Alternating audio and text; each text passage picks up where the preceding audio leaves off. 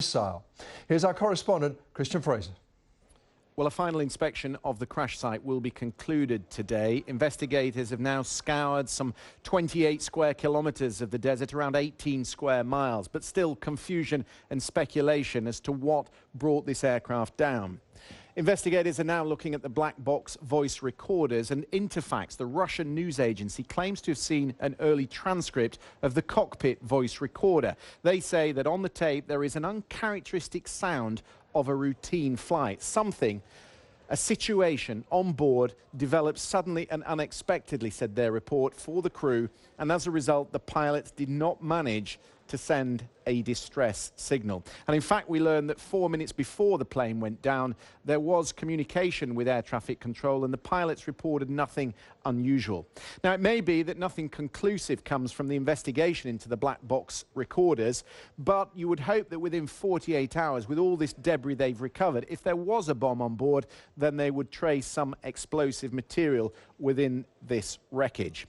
Perhaps the most interesting thing that's come out over the last 24 hours, though, is a report from the US.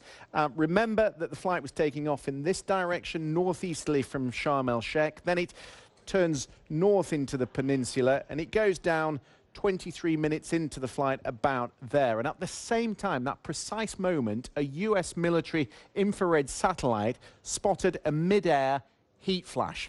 And if the reports are true, and it does come from an unnamed but official source, preceding that moment there was no heat trail from the ground. So if that is true, that would tend to rule out this theory that perhaps a rocket had been fired from the desert.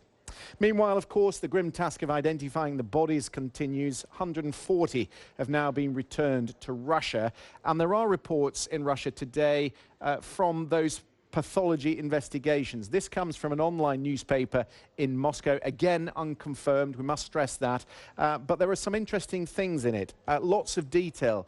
They say that the passengers seated in the rear were found to sustain explosion injuries and heavy burns, more than 90%.